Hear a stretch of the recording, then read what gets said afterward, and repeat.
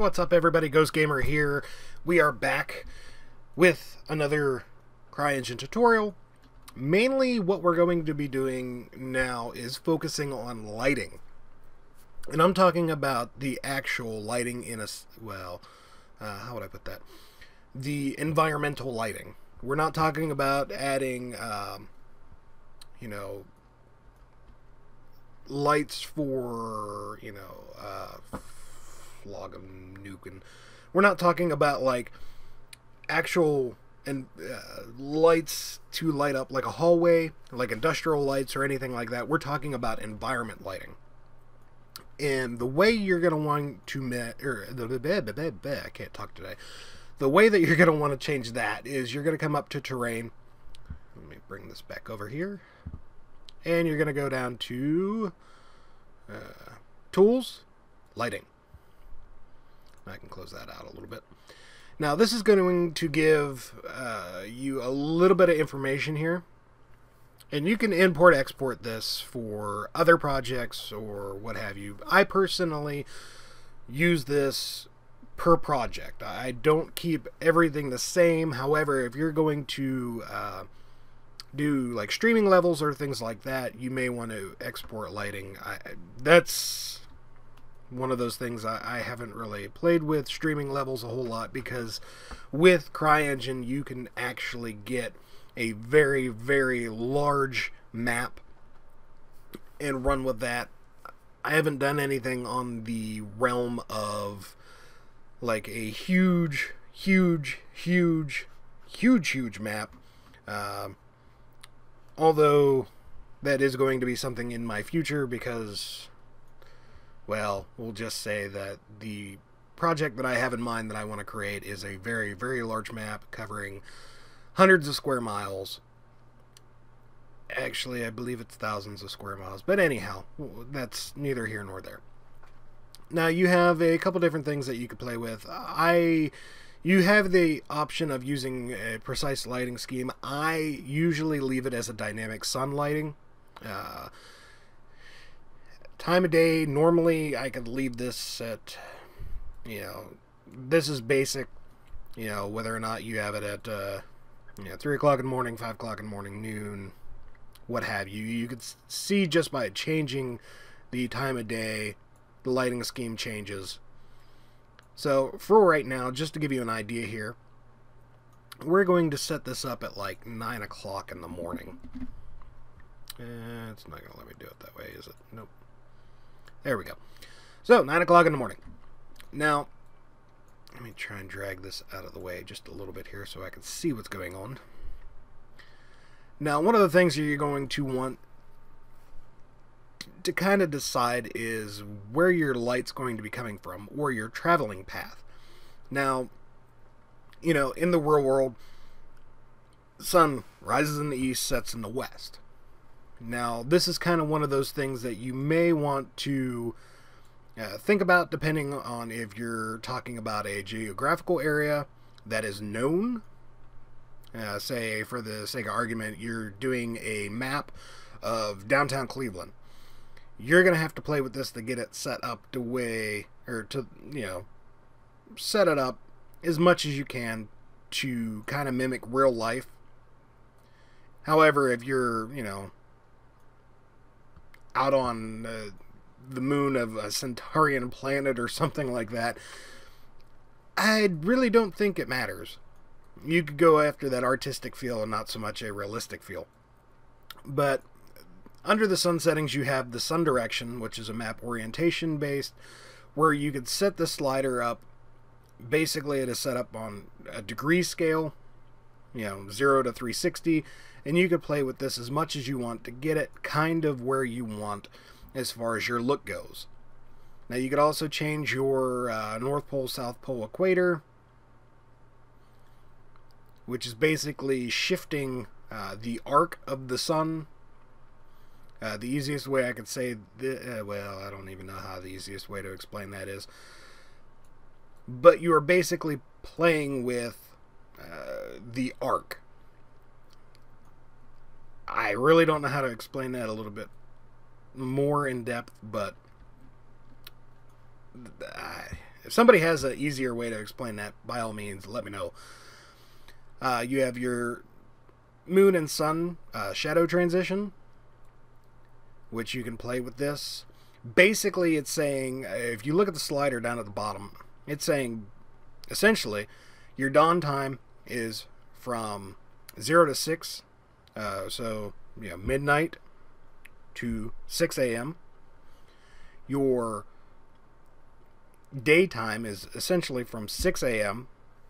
till 6 p.m. or 1800, and then you go back into your dusk or your nighttime, which is 6 p.m. or 1800 to 2400 or midnight.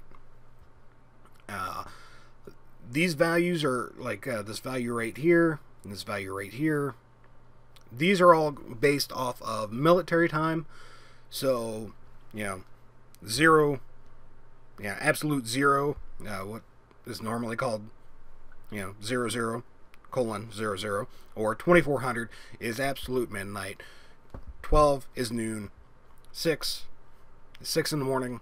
1800, 6 in the afternoon, so on and so forth. There's not generators, but calculators online. If you're not familiar with military time at all, that can help you out. I mean, I've used it in the military, so it's kind of second nature to me. I know it. I have it memorized. It doesn't go away. But you could change these settings depending on the type of lighting predicament that you're going to be playing with, whether or not it's realistic or if it's dramatic, whether it's based in like Alaska or what have you. You have your dawn time, which basically is whenever your sun is going to rise. This you could play with. You could have it set to midnight. You could have it set to noon. Generally, I will have that set whenever the almanac, or not the almanac, but I will have that set to whatever the scientific data is calling for on the time that the timeline that my game is surrounding, if that makes any sense whatsoever. So for the sake of argument here, this is, a winter desolate wasteland. So we are going to start this off at around 8 o'clock in the morning. We'll do about 7:30 is when the sun comes up, and the sun is going to set around, let's see, about 5 o'clock. So about 1700. We'll leave it at 1702. Now you have your dawn duration and your dusk duration. That is basically how long it's taking for that sun to rise or sun to set. Now, this is information that you can get off the internet, or this is just information that you can just play with. That is up to you. So, I mean, you can have it set up to where it only takes 7 minutes for the sun to fully rise, or you can have it set to where it takes like an hour for it to fully rise. I'm going to leave it at about a half hour for both. So in about a half hour time frame, that's going to transition my sun between being, in the sky and not in the sky. Finally, you have down at the bottom your terrain occlusion, or occlusion.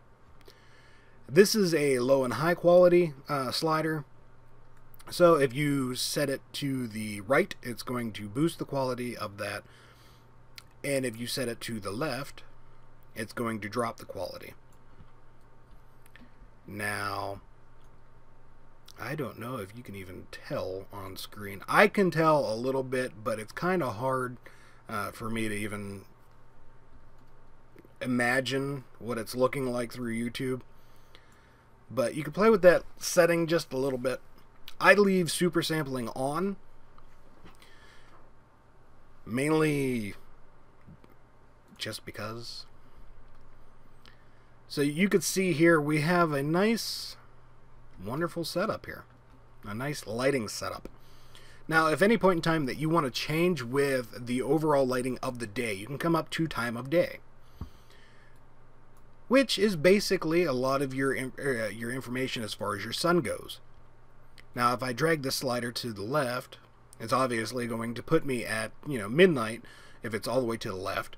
All the way to the right, it's back at midnight because it's a 24-hour schedule.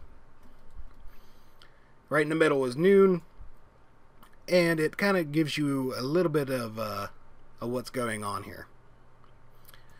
You can see over here where it says current time, start time, end time, play speed. You can actually play this through. So if I want to, say I want to start it at, say, 06 o'clock, and I want to play it through 2300 hours, which is 11 p.m. And I could jack this up a little bit here. Play through a 2, I can actually hit this. Let's break that off. Why is it snapping to noon?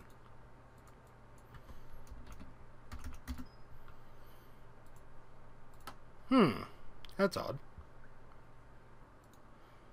I was kind of under the impression that I could actually play with this a little bit to animate the sun rising and setting, but apparently it's not wanting to work right, or I'm doing something wrong, which either way is a very high possibility.